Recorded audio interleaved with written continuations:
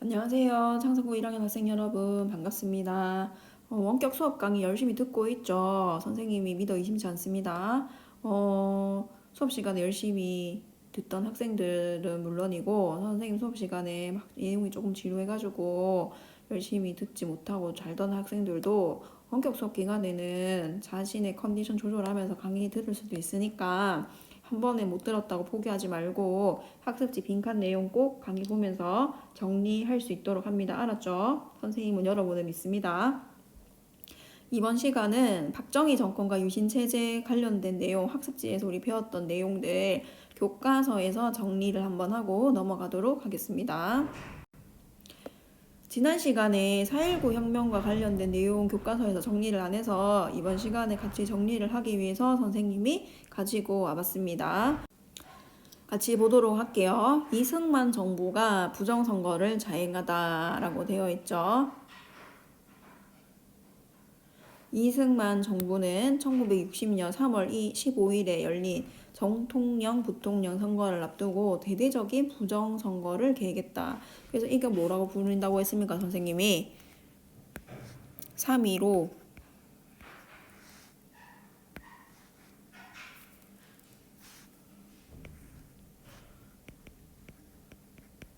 부정선거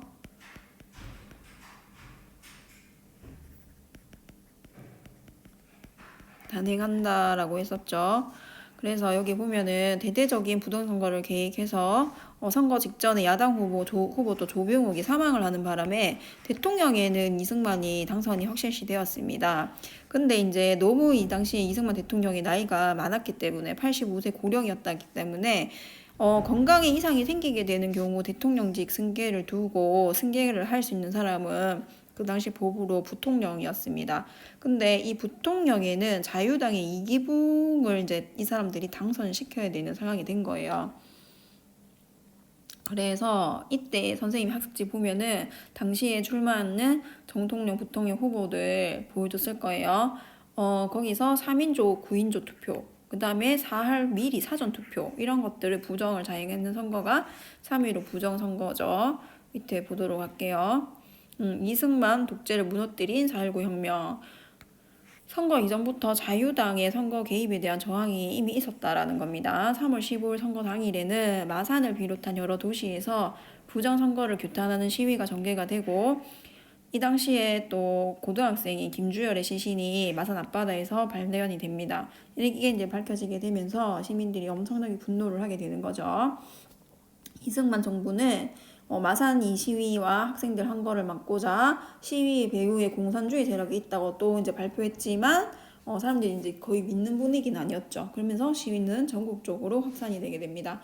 4.19 4월 19일 서울 비롯한 학생 시민들이 부정선거를 규탄하는 시위를 벌이게 되니까 이승만 정부는 비상계엄을 선포하고 그 다음에 억압을 하는 시위를 탄압을 했지만 부정선거 규탄하는 이승만의 퇴진을 요구하는 학생과 시민을 막을 수 없습니다. 최후의 보수 세력의 보루라고도 할 수 있고 지식인들이라고도 할 수 있는 대학 교수단이 이제 4월 25일쯤 되면 시국선언을 하게 됩니다.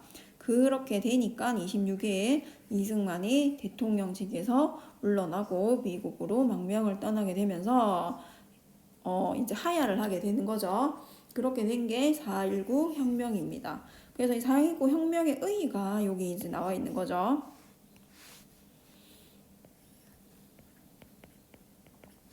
사.19 혁명의 의의는 부패한 독재 정권을 학생들이 주도하고 시민들이 참여하며 무너뜨린 민주혁명이다. 그 다음에 한국 민주주의 발전의 새로운 계기가 되었다. 이렇게 정리를 하면 됩니다. 그 다음 하야하고 나서 허정 과도 정부가 들어선다라고 했습니다. 그리고 나서 이제 다시 선거를 통해서 3.15 부정선거 무효 처리되고 국회는 내각 책임제와 영원제를 의회를 주요 내용하는 개헌안을 통과시킨다라고 했습니다. 교과서에서는 이게 안 나오지만 이게 허정 과도 정부에서 한 일입니다. 그 다음 국민의 기본권을 보장하기 위해서 언론 출판 집회 결사의 사전 허가제와 검열제를 폐지했다라는 거죠. 그리고 나서 이제 새 헌법에 따라서 민의원과 참의원을 동시에 선거하는 총선거가 실시가 되고 양원 모두 민주당이 승리를 하게 된다. 이 양원이라는 거는 민의원, 참의원을 얘기하겠죠. 그 다음 이제 민주당 대통령의 윤보선을 선출했고 이때 중요한 거는 뭐예요? 의회가 더 중심이 되는 거기 때문에 윤보선이 지명한 장면이 국무총리가 된다라고 했습니다. 그래서 이때를 윤보선 정권이라고 얘기하는 게 아니라 장면 내각이다라고 한다라고 했습니다. 여기에 설명이 되게 잘 돼 있죠. 볼게요. 당시 헌법에는 국무총리가 실권이 있어서 이 정부는 장면 내각이라고 불렸다. 장면 내각이 했는 게 여기 나오는데 되게 얼마 안 되는 내용이고 별로 중요할 것 같지 않은 내용이지만 한능검에서 뒤에 박정희 시대 정권하고 비교하면서 굉장히 잘 나온다라고 선생님이 지난번 학습지에서도 한번 언급을 했습니다. 교과서에서도 내용 한번 다시 정리해 봅시다. 지방자치제도를 확대 시행했다. 그 다음에 경제개발계획안 발표했다. 그 다음 국토건설사업 추진했다. 이런 것들을 했지만 뭐예요? 파벌 대립으로 강력한 지도력을 발휘하지는 못했다라고 했습니다. 그러고 나서 민주화와 통일 요구가 깃발치다. 이 장면 요구와 관련된 내용이죠. 4.19 혁명 이후 각계 가층에서는 민주화를 요구하는 목소리가 쏟아져 나왔다. 교사 노동자들 노동조직 만들고 학생들은 학원의 민주화라는 거는 여러분이 지금 다니고 있는 그런 학원을 얘기하는 게 아닙니다. 이 학원은 전체 뭐 대학부터 시작해서 뭐 고등학교 이 모든 그러니까는 뭐 공립학교, 사립학교 포함한 모든 전체를 학원이라고 표현하는 거예요. 그래서 학원의 민주화를 요구했다라는 거고 6.25 전쟁 당시 학살된 민간인들에 대해서 진상규명 촉구하는 움직임도 이 당시에 있었고 진보적인 혁신 세력과 대학생들 중심으로 통일운동도 이 당시에 활발했습니다. 하지만 이런 것들을 이 장면 내각에서는 제대로 처리를 못하는 한계를 보인다라고 했습니다. 장면 내각은 3.15 부정선거 책임자, 부정축제자 등을 제대로 처벌하지 못하면서 시민들이 이 정부에 대해서 반발을 많이 했다라는 거죠. 그 다음 민주화 요구하는 시위, 사회운동 등을 탄압도 했고 그 다음 민간 차원의 통일운동도 반대했다라는 거죠. 그 다음 여기 보면 민간 차원의 통일운동들이 어떤 게 있는지 여기 나옵니다. 다양한 통일운동, 중립화 통일론, 남북협상론 주장. 중립화 통일론은 강대국들의 협정을 통해서 스위스처럼 영세 중립화하자. 그 다음 남북협상론은 위세 간섭 배제하고 남북협상으로 통일하자. 이런 내용이 있었지만 이 같은 통일운동 등은 박정희의 5.16 군사정변으로 다 중단이 되었다. 그 다음 교과서 261쪽 보도록 하겠습니다. 5.16 군사정변과 민주주의 실현이라고 되어 있죠. 1961년 5월 16일 박정희를 비롯한 이 박정희와 일부의 국민 세력들이 쿠데타를 일으키고 권력을 장악한 사건을 5.16 군사정변이라고 부른다라고 했습니다. 이것을 정변을 일으키면서 내세운 게 뭐냐면 혁명공약이었어요. 지금 이 혁명 공약은 뭐였어요? 반공을 국시로 하고 경제 성장, 경제 재건을 목표로 한다라고 했죠. 1공약이었어요. 1공약, 반공이라는 것은. 그러면서 이 반공을 핑계를 대면서 계엄령을 선포하고 혁명 공약을 통해서 경제 개발, 사회 안정의 정변을 사회 안정을 정변의 명분으로 삼았다라는 겁니다. 그 다음에서 약속을 뭐라고 했냐면 내세운 가업이 달성되면 정권을 이양하고 군대로 자신은 복귀하겠다. 정권 이양하겠다. 그렇게 약속을 했다라는 겁니다. 이 5.16 군사정변을 일으키고 나서 뭘 설치하느냐. 국가재건 최고회의 설치한다. 요거는 중요하니까 표시를 잘 해놓고 보세요. 군정을 실시하였습니다. 그러면서 이걸 통해서 뭐 했느냐. 불량배, 소탕, 부정축제자 처벌, 농어촌 고리대 탕감 추진 같은 것들을 했지만 부정축제 혐의로 구속된 재벌들을 경제 명분을 다시 삼아서 풀어주기도 했다라는 거죠. 큰 성과 못 거뒀다라고 뒤에 나오는 거죠. 국가재건회의와 관련된 설명도 옆에 있네요. 63년 새 정부가 출범할 때까지 입법, 행정, 사법권을 행사했다. 다 행사했다라는 거죠. 전부 다 가지고 있었다라는 겁니다. 그 다음 군사 정변 세력은 정치활동 정합법을 마련했다. 그러면서 정치인들의 정치활동 금지하고, 그 다음 민정이양, 아까 전에 뭐라고 여기 위에서 얘기했어요. 여기 보세요. 정권을 이양하면, 아니 여기 혁명 공약을 통해 경제개발과 사회 안정을 정변을 명분 삼아 내세운 가업이 달성되면 정권 이양한다고 했잖아요. 그러니까 민정 이양에 대비해서 본인이 정치를 잡기 위해서 군대에서 물러났을 때를 대비해가지고 비밀리에 민주공화당을 창설을 조직을 했습니다. 그 다음 중앙정보부라는 것을 하나 만들었다고 했죠. 이거는 뭐냐? 국가재건 최고회의가 설치된 정보기관, 지금의 안기부를 하면 여러분 아나요? 국정원을 생각하면 됩니다. 국가정보 장악하고 주요 인사 감시하고, 그 다음에 이후에 국가안전기획부, 그게서 안기부죠. 안기부, 국가안전기획부의 안기부, 지금은 국가정보원, 국정원으로 불리고 있는 기관으로 변모하게 됩니다. 중앙정보부에서는 뭐 했느냐? 군정의 비판적인 정치인과 학생운동 지도자 등을 감시하고 비판적인 언론 탐합했다. 그리고 독단적으로 대통령 중심제, 직선제, 그 다음 단원제, 국회를 골자로 하는 헌법을 마련하였다라고 나오네요. 밑에 거는 사료로 제시될 수 있는 부분이니까 여기 혁명 공약도 잘 보면 되는데, 여기 뭐라고 돼 있냐면 5.16 군사정변을 일으킨 군부 세력은 미국이 알면서 묵인을 해줬다라는 겁니다. 묵인하에 집권하면서 반공과 경제건설 등을 목표로 내세워 정변을 정당화하려고 했다. 그 다음 군부 세력은 민정이양 계획을 수립하라는 미국의 요구에 따라 민정이양 계획을 발표하면서도 민주공화당을 통해 세력을 규합하고 정권을 유지하려고 했다라는 거죠. 사전에 다 정치적으로 나가서 하려는 계획이 되어 있었다라는 겁니다. 그 다음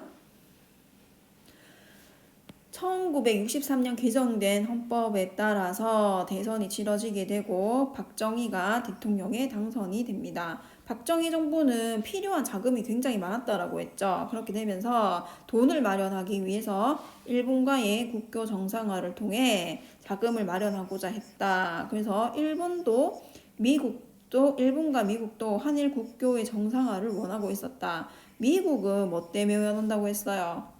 동아시아에서 한국, 미국, 일본의 공동안보를 위해서 일본과 한국이 다시 국교를 정상화를 해야 될 필요성을 느끼고 있는 상태였고, 일본은 6.25 전쟁 특수로 인해서 돈이 많은 굉장히 경제 성장을 빠른 시일 내에 이루어났다고 했습니다. 그러면서 새로운 투자처가 필요하다라고 했습니다. 여기 밑에 설명이 잘 되어 있네요.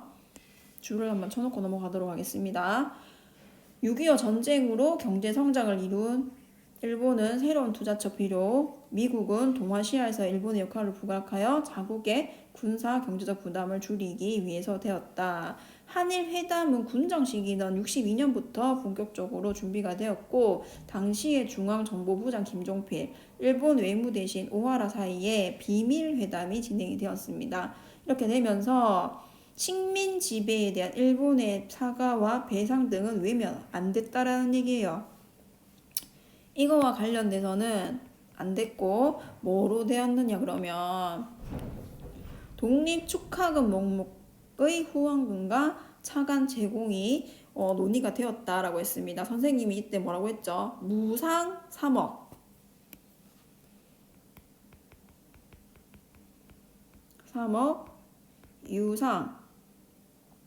유상은 무슨 말이 되겠어요? 빌리는 거니까. 보통 표현은 차관으로 표현이 되어 있죠. 3억 달러를 제공받는 사실이 알려지게 된 거예요. 이 사실이 알려지게 되니까 학생과 시민들이 굴욕적 대일 외교 반대, 불법적 친일 정권 퇴진을 외치면서 64년에 6.3 시위를 하게 됩니다. 이렇게 되니까 박정희 정부는 서울시 일대 비상계엄 선포, 시위를 진압을 하게 되고 그 사건을 조작을 한다라고 했죠. 인민혁명당 사건, 보통 인혁당 사건이라고 많이 부릅니다. 학생운동을 탄압했는데 뭐라고 조작을 했느냐. 한일회담 반대하는 이거는 학생 시위의 배후에는 북한을 지령받아서 국가 변란을 기도한 지하 조직이 있다. 그게 바로 공산당 세력인 인민혁명당이 있다라고 발표를 했다라는 겁니다. 이러면서 엄청나게 탄압을 하게 됩니다. 다시 회담이 재개가 되고 65년 일본에서 대일 청구권 문제가 합의가 되면서 6월 한일 기본조약이 체결이 됩니다. 야당은 불참했고요. 국회에서 비준이 되면서 이게 통과가 되게 됩니다. 그래서 반대 투쟁은 계속 일어나게 되는데 일부 대학교의 무기 휴교령, 그 다음 군대 동원을 통해서 억압적으로 탄압을 하게 됩니다. 다음 베트남에 국군을 파견하다 부분 보도록 하겠습니다. 5.16 군사정변 직후에 박정희는 한국에 베트남 파병을 제안하였으나 거절당하였다. 이죠. 처음에는 우리나라가 베트남 파병을 가고 싶다라고 했지만 미국에서 거절했다라는 거죠. 근데 이제 본격적으로 베트남 전쟁이 하게 되면서 미국이 한국군의 파병을 요청하게 된다라고 했습니다. 여기 보면 한국군의 베트남 파병은 64년 의료단과 태권도 교관의 파견으로 시작이 되었고 이듬해부터 그러니까 1965년부터 전투부대 파병이 이루어지게 되면서 73년까지 32만여 명의 병력이 파견되게 됩니다. 한국군이 파병되는 비용은 모두 미국이 지불했고 한국은 무슨 각서에 따라서 이거 중요하다고 했죠. 브라운 각서에 따라서 미국으로부터 차강도 제공받을 수 있었다. 그 다음 여기 보면 브라운 각서와 관련된 내용, 군사 원조, 경제 원조와 관련된 내용이 있다고 했습니다. 세세한 내용은 몰라도 여기 보면은 한국군의 현대화를 시켜주는 거고 그 다음에 차관을 준다라고 했죠. 헷갈리는 부분이 이승만 정권에 있었던 경제 원조, 무상 원조 이런 것들과 헷갈릴 수 있기 때문에 요거는 박정희 정권 시대에 베트남 파병이 이루어지면서 브라운 각서를 체결하였다라는 내용을 꼭 잘 기억을 하도록 합시다. 그 다음 관세 인하 등 미국 시장에 상품을 수출하는 데 유리한 혜택을 누렸다. 박정희 정부는 이러한 베트남 특수를 배경으로 수출 중심의 경제 정책을 추진을 해 나가게 됩니다. 그래서 여기 밑에 보면은 문제점들이 서술이 되어 있죠. 한국과 베트남 화해와 협력, 냉전 시기 한국과 베트남은 적대적인 관계를 형성하고 있었습니다. 근데 이제 90년대 초 냉전이 해체되는 과정에서 수교를 맺게 되고 98년에 김대중 대통령이 베트남을 방문을 했습니다. 그 다음에 이때부터 관계 개선이 조금씩 이루어지고 있었고 양국은 이제 실질적으로 경제 협력 관계를 추구해 나가고 있죠. 최근에 와서도 이제 베트남 쪽으로 진출을 많이 하면서 우리나라 기업들이나 더욱더 활발하게 교류를 하고 있습니다. 그 다음 장기 집권을 위한 삼성 개헌이라고 나오네요. 67년 제6대 대통령 선거에서 박정희는 재선에 성공합니다. 재선이 됐어요, 한번. 그러면 이제 앞에 헌법으로 왜냐면 중임까지만 할 수 있기 때문에 더 이상은 할 수가 없는 거예요. 근데 대통령 선거 직후에 열린 국회의원 선거를 앞두고 본인들의 밑에 있던 사람들의 선거운동이 가능하도록 이제 법령을 고치게 되면서 대통령, 국무총리, 장관 등이 지방을 돌아다니면서 지역을 개발해 주겠다는 공약을 막 내걸었다라는 거죠. 이것 때문에 이 당시에 지역에 뭐라 그래야 되죠? 지역 감정이 많이 생기게 되고 했다라는 거. 이 사람들이 경상도에 가서는 경상도 발전시켜 주겠다라고 얘기를 하고 전라도 가서는 전라도 지역 발전시켜 주겠다라고 이제 막 얘기를 하면서 돌아다녔다라는 거예요. 그렇게 되면서 선거 결과 여당이 민주공화당이 단독으로 헌법 개정할 수 있는 의석수까지 확보를 하게 됩니다. 그리고 이제 이게 배경이 되겠죠. 68년에 북한의 특수부대가 청와대를 습격하는 사건과 푸에블로 나포 사건이 있는데 북한이 계속 이제 도발을 하는 행위가 이어지게 되면서 박정희 정부는 요거를 이제 배경을 삼아가지고 우리나라 안보를 지키기 위해서 그 다음에 경제 회발을 지속을 하려면 대통령이 3번까지는 할 수 있어야 된다라고 주장을 했다라는 거죠. 그렇게 되면서 모두 이거는 3번까지 하고 그만두진 않을 거다. 독재로 가는 길이다라고 모든 사람들이 다 생각을 했습니다. 그렇기 때문에 학생들과 야당에서 반대 투쟁을 계속했다라는 거죠. 69년 국회 별관에 모여서 뭘 했나요? 삼선 개헌안이 통과가 됐습니다. 그렇게 되면서 장기 집권의 토대가 마련이 되었다. 그 다음 유신체제의 성립과 붕괴 보겠습니다. 70년 전후 해가지고 박정희 정부는 어려움을 많이 겪었다라고 했어요. 60년대 후반부터 경제 성장률이 엄청나게 떨어지고 있었다라고 선생님이 설명했었죠. 이쪽 부분 볼게요. 삼선 개헌과 1960년대 후반 경제 성장률 하락으로 정부에 대한 비판이 엄청 거세졌다. 경제 성장이 떨어지거나 경제가 악화가 되면은 선생님이 그 당시 대통령에 대한 지지율이 떨어진다라고 조금 이해를 하면 된다라고 선생님이 설명을 지난 시간에 했었습니다.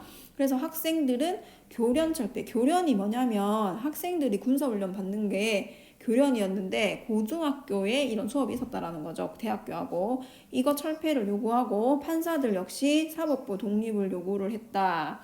71년에 제7대 대통령 선거에서 박정희가 근소한 차이로 이기게 됩니다. 근데 그 직후에 치러진 국회의원 선거에서는 야당이 개헌을 저지할 수 있는 의선을 확보를 했다라는 거죠. 그리고 또 하나의 이제 변화는 뭐냐면 70년대 들어오게 되면서 냉전이 완화가 됩니다.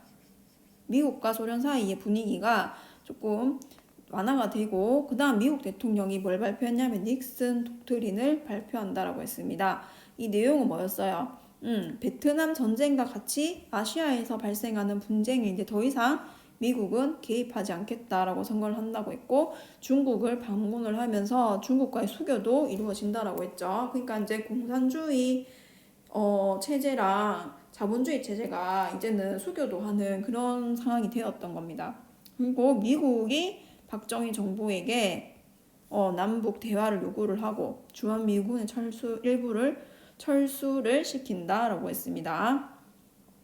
이런 냉전 체제 완화는 제1국시가 박정희 대통령은 반공이라고 했어요. 그러니까 이걸 내세우면서 계속 삼선까지 하고 독재체제 강화했는데 박정희 정부에 큰 위협이 되었던 거죠. 근데 이제 미국 측의 요구도 있고 하니까 북한의 남북 대화를 제안하기도 하고 이산가족 찾기를 위한 남북 적십자 회담도 추진하고 72년에는 7.4 남북 공동성명을 발표를 하는데 통일의 3대 원칙이 발표가 됩니다. 자주적, 평화적, 그 다음에 민족적 대단결. 별표를 쳐서 7.4 남북 공동성명의 통일의 3대 원칙은 조금 기억을 하도록 합시다. 여기 볼게요. 남북의 첫 번째 합의 7.4 남북 공동선언. 외세의 간섭을 받지 않고 자주적으로 해결한다. 선생님이 여기 부분에 괄호를 이렇게 넣어 놓으면 여러분은 여기에 몇 권 올 줄 알아야 되겠죠. 그 다음 통일은 서로 상대방을 반대하는 무력 행사에 의거하지 않고 어떻게 한다? 평화적으로 한다. 그 다음 사상과 이념, 제도의 차이를 초월하여 하나의 민족으로서 뭘 한다? 민족적 대간결을 도모해야 된다. 3대 원칙이 이렇게 첫째, 둘째, 셋째라고 해서 제시가 되어 있습니다. 시험에 나올 가능성 되게 높아요. 잘 봐놓으세요. 그러면서 72년 남북의 당국자들이 비밀리에 상호 방문한 끝에 통일의 3대 원칙을 명시한 7.4 남북 공동성명이니까 당연히 북한에서도 이게 발표가 됩니다. 그 다음 남북의 첫 번째 합의인 7.4 남북 공동성명은 통일 논의의 이후에 진행되는 통일 논의의 가장 기본 원칙이 됐습니다. 그런데 여기서부터가 중요합니다. 박정희 정권과 김일성이 이렇게 발표한 데는 다 자기들의 독재 체제를 강화하는데 활용하기 위해서 발표했다라는 거예요. 박정희는 유신헌법, 이 이후에 유신헌법 발표합니다. 10월 유신. 그 다음 김일성은 사회주의 헌법을 또 제정해서 자신의 독재 체제를 엄청 강해 나가게 되는 거죠. 그러면서 여기에 활용하기 위해서 이런 걸 발표했는 거죠. 정치적인 이유로 발표를 했던 거예요. 그 다음 유신헌법 봅시다. 유신헌법.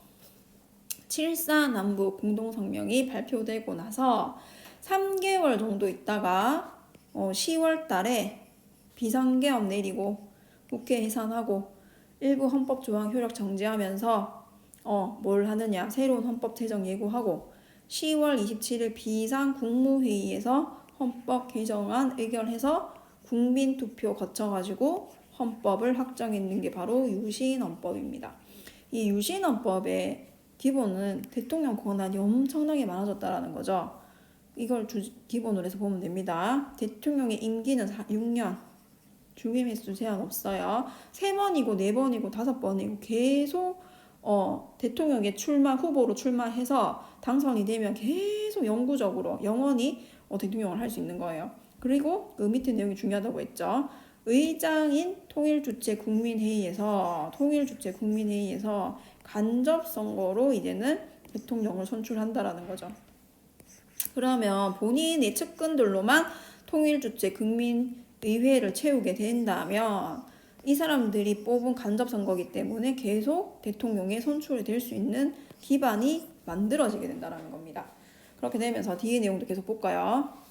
국회 해산할 수 있고 그 다음에 국회의원의 3분의 1까지 임명도 할 수 있어요. 그 다음 긴급조치 발동권을 해서 자기가 마음에 안 드는 법률의 효력을 정지도 가능해. 그 다음 국민의 자유를 마음대로 제약도 가능합니다. 법원 인사에도 개입할 수 있었다. 대법원은 누가 임명할 수 있다라고 했나요? 선생님 학습지에서 대통령이 임명 가능하다라는 거죠. 이처럼 유신헌법은 대통령이 입법권, 사법권, 행정권 나라의 모든 권한을 자랑하는 겁니다. 그 다음 헌법에 보장된 국민의 기본권까지 제약할 수 있다. 이 유신헌법이 통과되고 나서 통일주체국민회의에서 8대 대통령으로 선출이 됩니다. 긴급조치 9호 여기 내용 나와 있죠. 선생님이 학습지에 4호도 실어놨어요. 4호 그 다음에 9호 유신헌법 여기 사료 나와 있는 거 잘 읽어봅시다. 그 다음 유신에 맞서 전개된 민주화 운동.